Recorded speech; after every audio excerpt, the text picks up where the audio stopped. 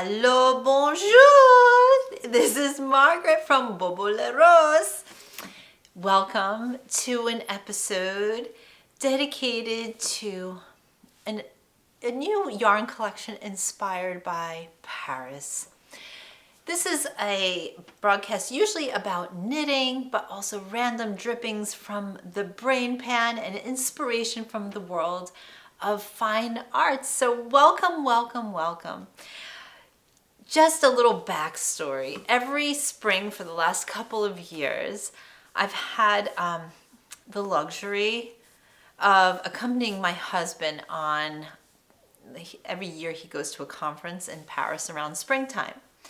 And every year when that time comes, I always say, well, surely you'll take me, won't you?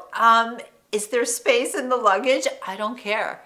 I don't care if I need to be in the suitcase for the entire time.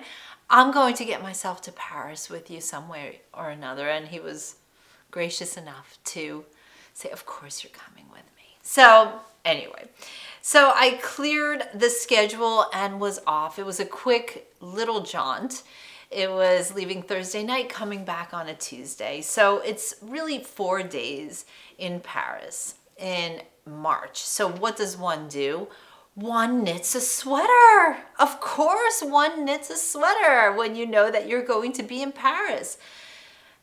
About 2-3 weeks before we left, once I found out that we were going, I said to myself, goodness, I have to knit my fantasy sweater.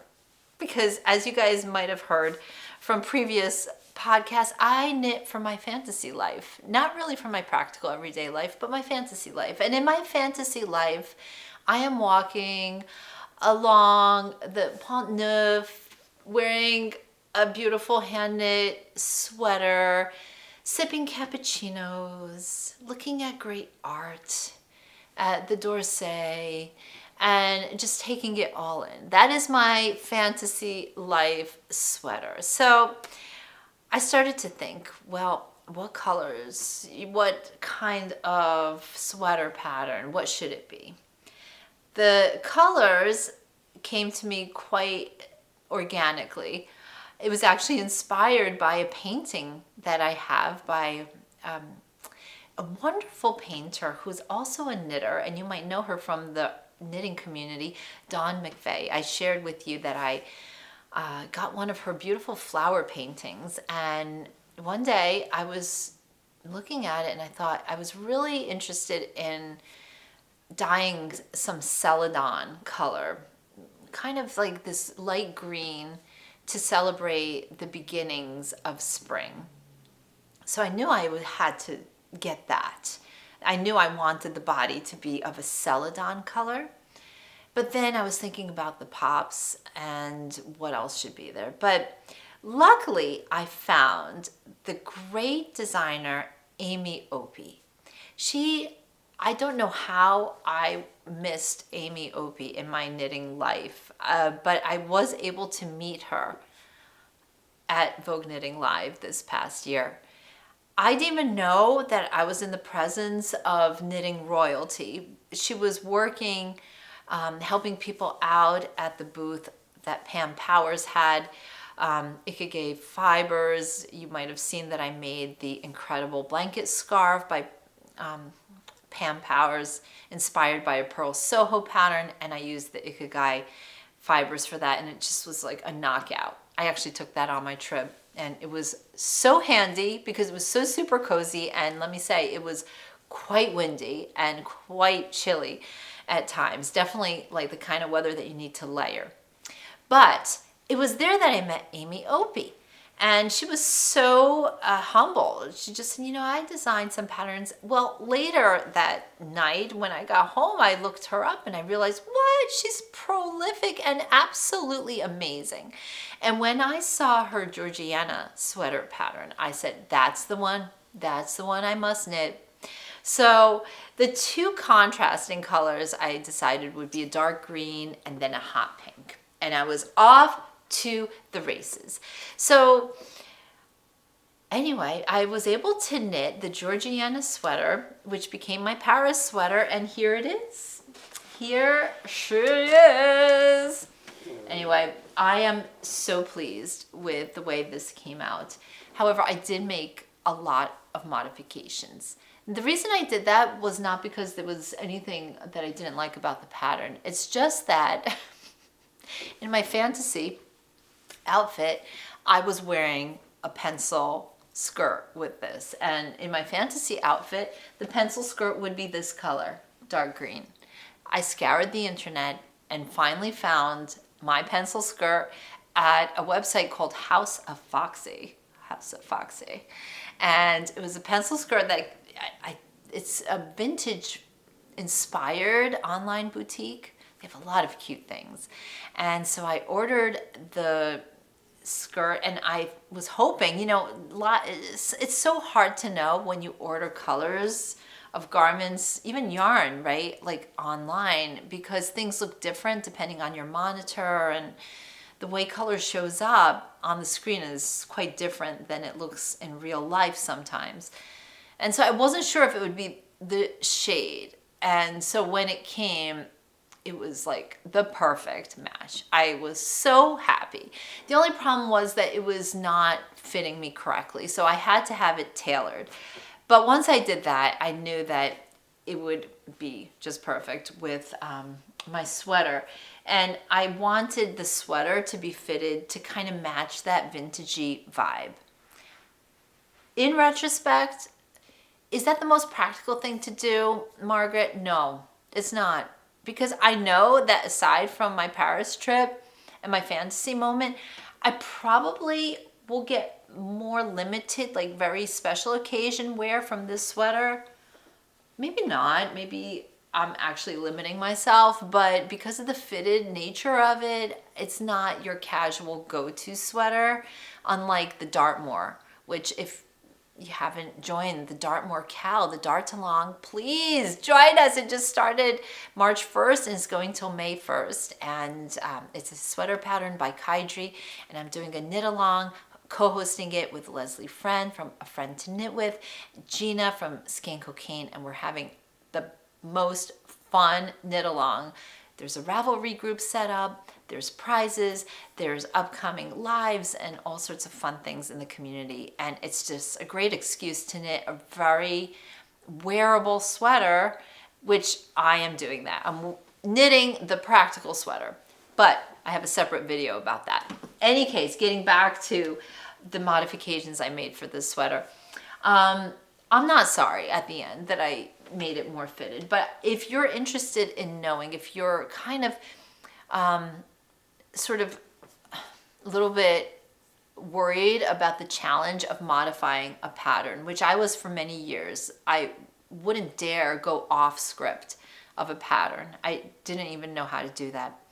But about 4 years ago, I did it for the first time, where I said, no, you know what? I'm going to make this sweater fit to my body. So just a couple of tips. If you want more tips, I could do like a separate video about that. But generally speaking, barber cords, that's what I use in order to put my live stitches safely on a holding, in this case it's a barber cord, and it allows me to try on the sweater and to really see where I'm at and what I like, what I don't like. If I didn't have the opportunity to constantly try on, then I would have no idea what the shape is like. And so for this sweater, actually, I ran into a problem right from the start. It was not the fault of the pattern, it was user error on my part. I did the folded brim, so I knit, it's actually,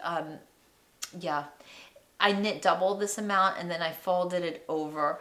And I think I made a mistake with the short rows. I think that's what happened. In any case, I got this far and I realized, oh my gosh, I could barely pull it over my head. I really was realizing that I was too tight here. So right away I had to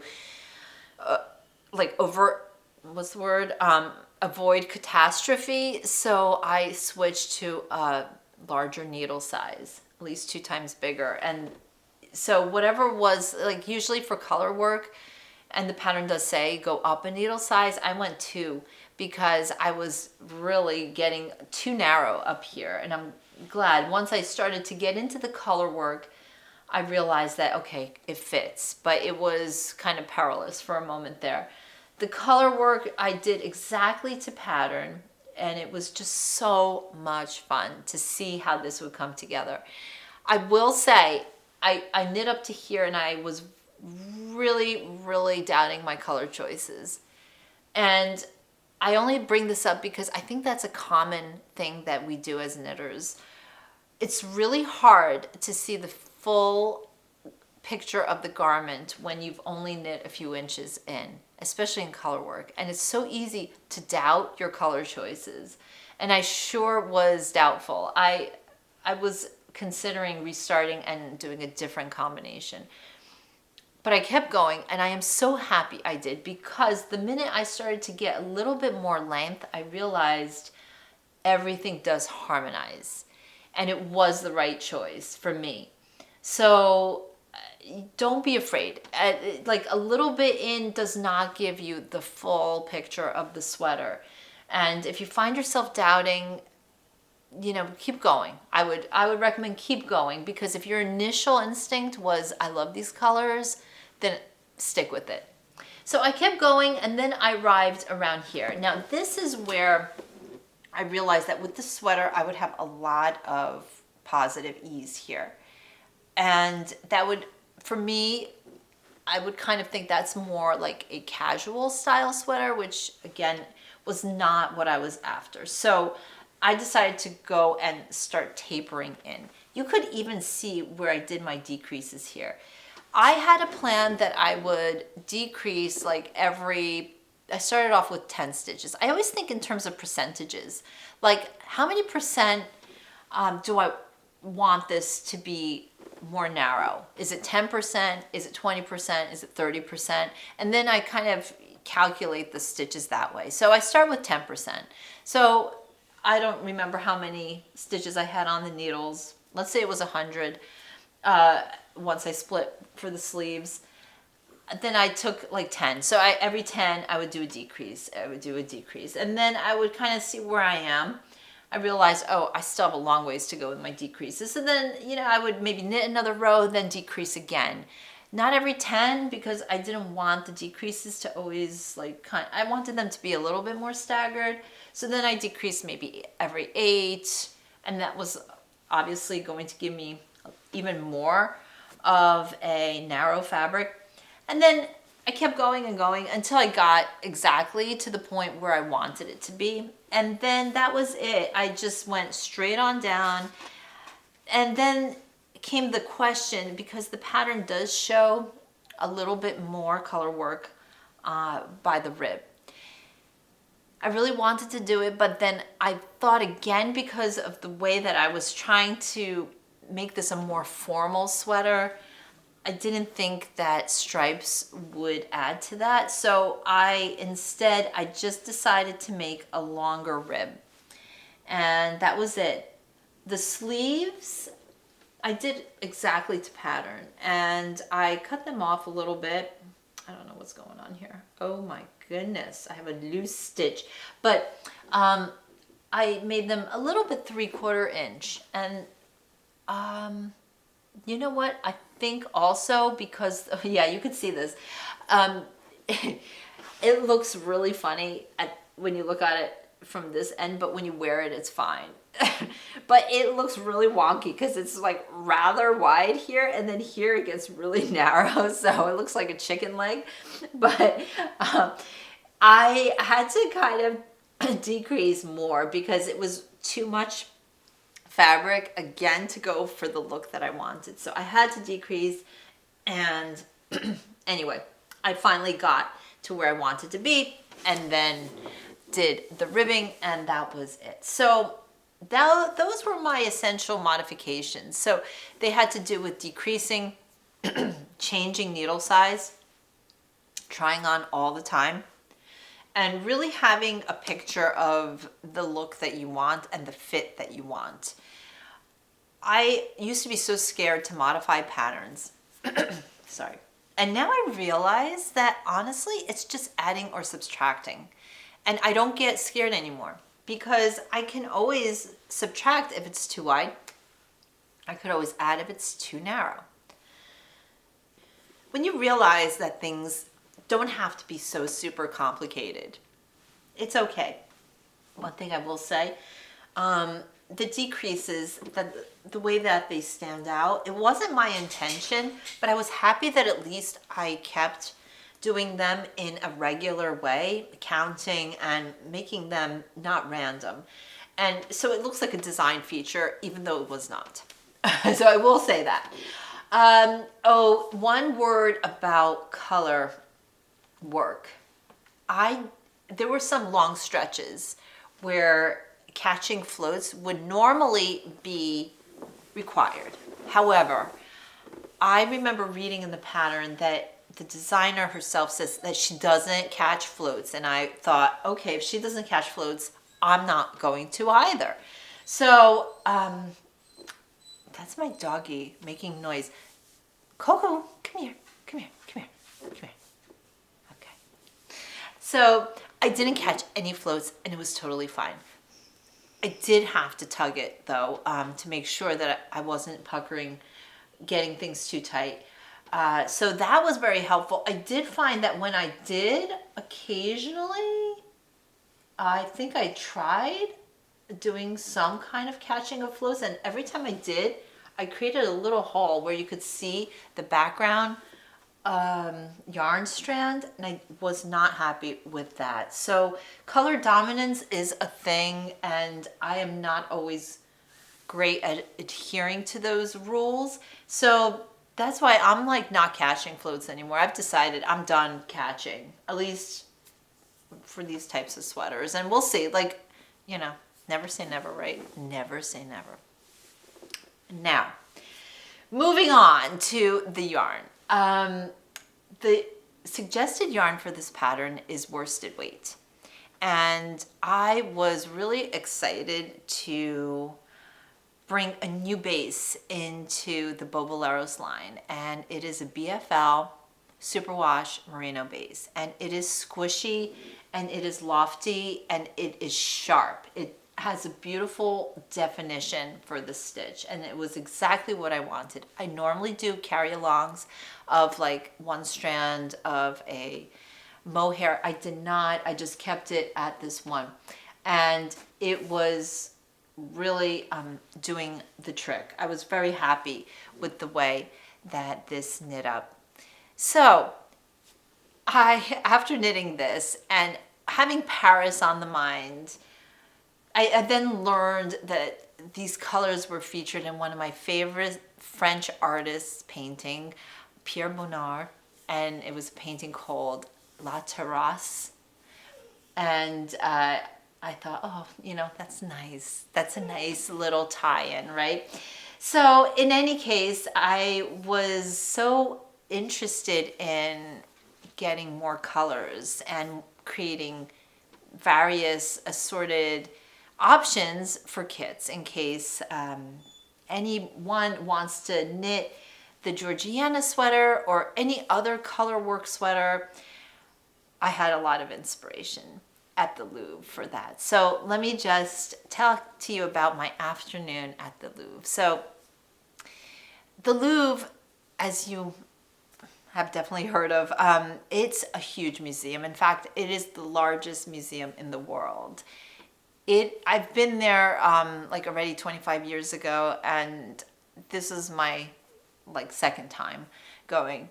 And the first time around, I felt very overwhelmed. Like, there's so much to see. There's actually, I think all together, the holdings are somewhere close to like 1 million things or something along those lines, at least 500,000.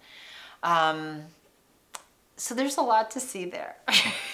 And it's very daunting to see, to even like pare down what to see. So when we went to the Louvre, I decided with a museum of this magnitude, it's not one's will that is imposed, but it's just having a dance with destiny. Where will this moment take me? There's so many doors to enter, and I just wanted to go with the inspiration. Where was the muse leading me? And it was very freeform, and I really enjoyed it that way. And what's curious is that it took me to all the things that I needed to see. And I realized after about 2 hours, I saw what I needed to see. So in this museum that is so filled with such treasures, and it's so overwhelming, and of course in one afternoon one can't possibly take it in, not to mention there is a saturation point, right, that we all get. And my saturation point happens very early. Like after 2 hours, there's just no way I can continue. The sponge is filled.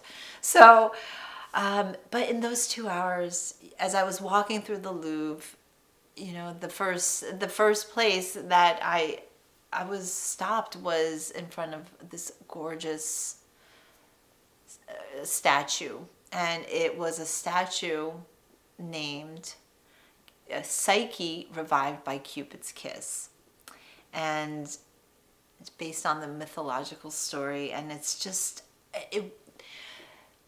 the wings were literally, it was just like taking you up. It was elevating a person just to see this, and the sensuality of the kiss itself, and the marble, the color, and it was so pliant. It was just like a dance. It was like a souffle. I was mesmerized by this. I was absolutely mesmerized. And so that was the first stop that I said, oh, this one is just speaking to me in such a deep way. And then continued onwards. And of course, there's the Mona Lisa. Of course, one must see the Mona Lisa.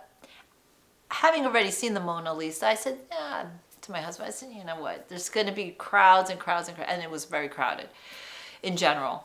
But forget it, in front of the Mona Lisa, it's going to be 10 times worse. And I said, no, I don't feel like fighting the crowds to see the Mona Lisa. He said, you know, I really want to go. I said, okay, fine.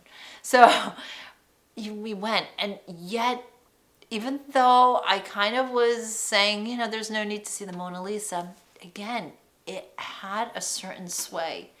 It just is one of those paintings. As I stood there, I thought, how many millions of eyes have looked at this painting over the course of the last few hundred years? Like the millions of eyes, the millions of lives that it's touched, the iconic symbol of the Mona Lisa, what it means. And of course we all know, like, these Mona Lisa eyes follow you no matter where you are. It's just an amazing painting. And so those were the two paintings that particularly inspired me to start creating the yarn collection with. Of course, there were so many others. One of my favorites, Delacroix, especially, it's a musical connection for me. One of my favorite composers, Chopin and Delacroix, were great friends, and so I just love, they have a book of letters that they wrote to one another. I have a book of letters, actually, and it's just so interesting how they talked about art from their different vocations and came up with very similar points of view. Rodin, I mean, there's just so much, there's almost too much. There's another quality about the Louvre that I realized as we were waiting to get in. So there was a good wait. If you're going, I would definitely suggest getting tickets beforehand. One of the reasons we had to wait, I don't even know why that is, because we did have tickets. We had to wait about a half an hour or so outside before they actually were letting people through. But that was one of the most profound 30 minutes of my life, because standing on that square and taking in the Louvre from all these different like angles, you realize the continuity of something in Paris is the beauty of the beige, sand-colored, almost like, I don't know, even like it's a sand with a kind of salmony color to it in the buildings. There's there's continuity in all of Paris. Maybe that's why there's that light. They call Paris the city of light. The buildings have this continuity of color. I don't know if it's, I have to research this a little bit more, but it must have been the type of building materials they used back in the day. It's cream colored, it's beige, it's those warm neutrals that we love to knit with. And I just had such a new respect for the soft colors, because I realized at that moment that it's the soft colors that kind of give you this nestled comfort. And then it's the perfect canvas to build on. So that was my inspiration behind the Louvre collection, Afternoon at the Louvre. So if you allow me, I'd love to share it with you. So here it is. Of course, I couldn't help but put it in a Parisian box. There's a story behind this, which I will share in my next video regarding my Paris shopping and restaurant experience. But for now, it is housing the yarn collection. And of course, you could never get away with, like, you have to keep the ribbon forever and ever and ever. Okay, so here we go. Here we go. Here we go. All right. So here is the collection. So as you can see, 9 colorways with multiple possibilities, endless possibilities. The idea is subtle with some pops. So let's dive right in. So the one that we have here in my sweater is Celadon. Again, this soft green, the first green of spring. And the contrast here is forêt, which is forest in French. And excuse my very poor French, but forêt. Very kind of deep, it's not, you know, I can't even say, it's like a teal green. Yeah, and it's got dimension, a lot of different shades and dimension to it.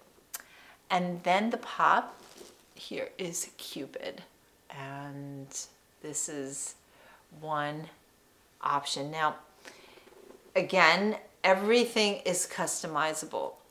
The body color could be the dark green, right? And I like that the designer has these little, almost jewel-like rectangles there. So cute. You can absolutely customize them with a pop of color. And this could be the trellis and the pop, one option. Okay, moving on. So, inspired by the sculpture, Psyche revived by Cupid's kiss, there was something, again, about the marble. There was something about the intensity of that moment and the desire of that moment. And so this is the color work that I did a gauge swatch for this sweater, inspired by that piece of art. Very neutral, but I love the pairing of the dark purple with this type of yellow. And the closer I get to the camera, I apologize, the more it blows out. So let me stay here and show you those colors. So the main color, Natural, and that trellis, I did this with Aubergine. Aubergine is a deep, plummy purple. And the pop, I didn't have another name for it. I knew it had to be Craft. Okay, this has nothing to do with France. I love that yellow orange of Craft singles. Do you know the cheese, the American cheese that like we all grew up making the grilled cheese sandwiches with? That color of Velveeta, I am obsessed with that color. And that color to me is such a perfect pop. When I found a handbag in this color, I actually wore it in Paris and I put it on my Instagram. I got so many compliments on that bag because of the color. The color is ridiculous. So hard to find because it's not pollen. It's not like got the brownish notes to it. Nuh-uh. It is Velveeta. But all three, oh my gosh, they tell such a story. So, yeah. So again, this is the sample of some of the color work knit up like this. Now, the natural does not have to be your body color. I was thinking this would be ridiculously hot and just, I mean, that color, aubergine is mystery and desire in one. Oh my God. And then the trellis in the natural and the pop in the Velveeta craft. Not Velveeta, craft. So, ridiculously fun. Oh, this is a very classic yet neutral. It is neutral. In my world, it's neutral. And then the color palette inspired by the Mona Lisa.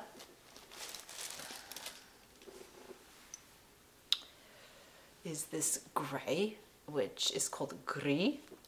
It's not, I'm not saying it right, but it's French. It's French for gray. This is such a typical gray in France, in Paris. It's a warm gray. It is a sandy gray.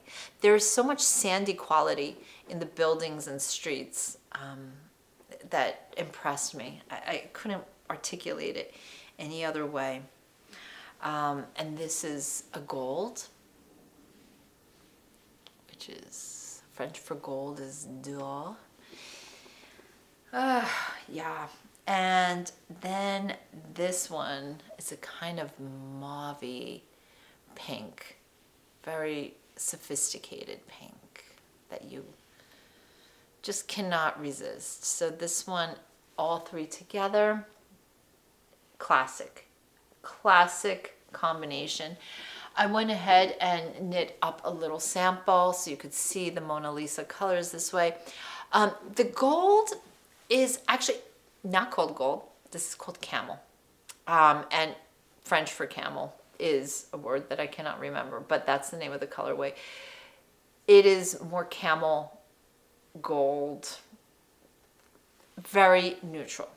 Like when you wear your trench coat in that sort of like camel color, the Burberry kind of thing, this is inspired by that kind of very wearable camel color. Camel is such an in color, and for me, camel and gold are very interchangeable sort of colors because they shimmer. Camel, to me, I don't see it as a brown. I see it more in the gold family. It's just like a darker gold. And I think that's what makes it very unique when you wear it. And it's a color that looks good on everybody. Why? Because it's not based on yellow. I mean, I think the yellows sometimes in certain shades of brown or green make it difficult for some people, but this shies away from that. Okay, so this is the Mona Lisa inspired combination. So again, although we have here, and I'll show you on this tray, like 3 separate kits, like we could play with this right now and come up with some interesting pairings that are not like what we were talking about in the kits. Like for instance, aubergine with this light pink, right? And you can even put craft in as your pop here, right? Like that would be interesting. Or maybe you choose not to have a pop that's really too loud and go with this camel to go with it. I mean, that is so subtle and gorgeous. Or let's say celadon. Celadon, you could even do as the trellis, you could do the aubergine or vice versa. You could do a pop with the gold and have this gorgeous, gorgeous combination. Let's do one with the hot pink. What if we did hot pink and gray? Okay, these are two friends that really love each other. You could even go natural for the trellis, right? You could go natural for the trellis, or if you wanted to, you can even do the trellis in the pink. You know, the two pinks go well together. So as you could see, this is a collection that is filled with all sorts of color possibilities. You could just toss these randomly and come up with good shades that go together. These two go really well together. Really well together. Add the pink and you've got a gorgeous combination. Add the gray and you've got a very subtle combination. So everything is meant to be played with. Everything is meant to harmonize and go well together. I am bringing this collection with me to Forever Yarn in Doylestown, New Jersey for their yarn crawl this Friday, March 15th. So if you happen to be in the area, I will be there starting at 1 o'clock. I'm bringing the Louvre Collection so you can see it live. And it will be going on pre-order tomorrow, which is Sunday, March the 10th. And so what that means is that this is a very limited edition collection. And so I will be doing a pre-order for just a few days this week, until quantities sell out and I reach like my limit of how much I could dye, then I'll close it down earlier. So if you're really interested in it, I would suggest signing up to the newsletter, and you're going to get all the information about the collection and when it's going to release on Sunday. And then also there's always like special things that I add for subscribers, so bonuses and whatnot. So if you're interested, I would suggest signing up to the newsletter and you'll get all the information about the update. And yes, and if you'd like to see it live, I'll be Friday at Forever Yarn in Doylestown, and there'll be 4 bases available. So this is a worsted weight. Like I said, this is a new base I have that is called Ginger. So Ginger, and it's going to be also available on Audrey DK, Marlena, which is a kid silk mohair. It's lace weight, and then Marlena fingering. So yes, super excited. Those 4 bases could really carry you through to make any kind of classic sweater. You can double up the DK to make something a more like, you know, heavier sweater, or even the worsted if you want to make it like a more super bulky kind of sweater. The fingering could make just great socks. It could make a great fingering weight, colorwork sweater. You know, just the sky is the limit. I've suggested the Georgiana pattern as one that uses the worsted weight, but really, like we went through, like the sky's the limit. You could create all sorts of options. Like here's one that's screaming out to me right now, even though like these 3. Oh my gosh. Really good, really good. So anyway, that's it. thank you so much for listening. And please sign up at the newsletter on boboleros.com if you'd like more information about the update. And the Louvre, Paris is just, I don't know, I go on and on about it. It just is like a constant source of inspiration. So if you'd like to just have some really downtime and listen to my ramblings about restaurants and shopping in Paris, then stay tuned to my next video, which is about my little, haul and shopping and restaurants thing. It's not huge, but it's like a lot of thinking went behind it. In my preparation while I was knitting this sweater, I was like watching all sorts of YouTube videos, like, oh, what's the thing to do in France, like for getting special things. So anyway, all about that kind of silliness in the next video. But until next time, thank you so much for watching and happy knitting.